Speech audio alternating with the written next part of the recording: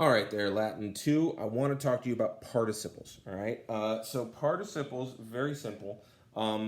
You've got three different kinds of verbs, really. You've got transitive verbs, you've got intransitive verbs, and then you've got deponent and semi-deponent, because those fall under the same umbrella. I mean, technically there's four kinds, but there you go. These are the participle trees that I want you to do. So go ahead and read pages 133, 134, and 135, all the way over to 136, okay? All right, now that you've finished reading that, I'm going to show you a participle tree. Participles are, as you see, verbs acting like adjectives. So, the perfect active participle for a transitive verb does not exist.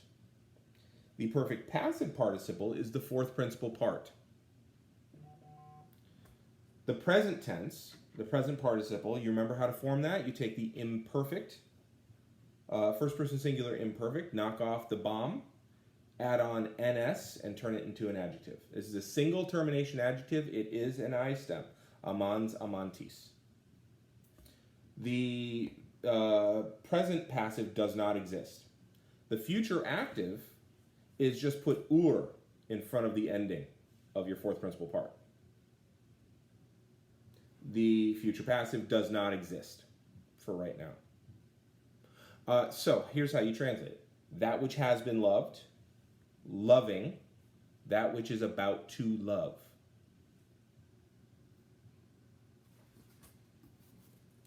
That's for transitive verbs.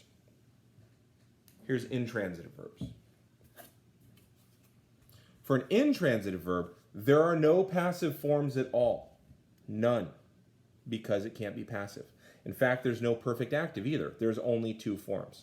So valens, valentis, you form your present participle the same way as always. And then valiturum, you take the fourth principal part. You can tell it's an intransitive verb if the fourth principal part is a future active participle. This is being healthy, that which will be healthy.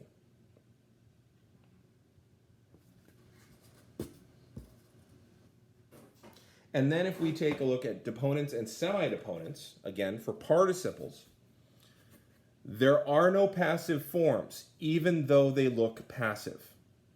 They're all going to be active forms. Third principal part, moratum. Same thing. You're going to take the imperfect, mora bar, knock off the bar, and you got mora, and then you add an ns, morans, morantis, and it's still an I stem. And then for the future active, it's moratum plus sum esse, or plus the ur. Okay, so moraturum. So that which has stayed, because it's perfect active, that which is staying, that which will stay. Or delay, you could use either.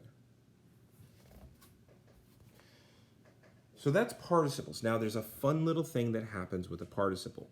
If it's a present active participle, it will decline like a third declension adjective, an I stem of the third. Except for this instance.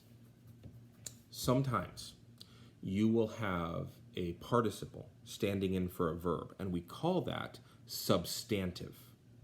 A substantive is where a verb acts like an adjective that's acting like a noun. Because it's basically a participle that has become a noun. So for instance, if I talk about Sextus who is crying, flens Sextus, and I talk about him crying and crying and crying, and then in the next sentence I just talk about the crying one, you know who I'm talking about. He who is crying becomes a noun. Here's where it gets interesting. The ablative stops being I stem if it's a substantive acting as a noun. So it would be sexto flenti, no problem, flens flentis. But if I was talking about the crying one and all that, and then I was yelled at by the crying one, a flente. That's how it works. Okay? So you have present participles that go from being I stems to not in the ablative if they're acting as nouns. So once again, a participle is always a verb acting like an adjective. sometimes it also acts like a noun. So a verb acting like an adjective, acting like a noun. It's fun. What I want you to do right now, after you get done swimming in your head on that one, is to do exercise 40C and 40D, but I want you to ignore their instructions. All I want you to do is write it down and then translate it. That's it. But I want you to translate it using bad English.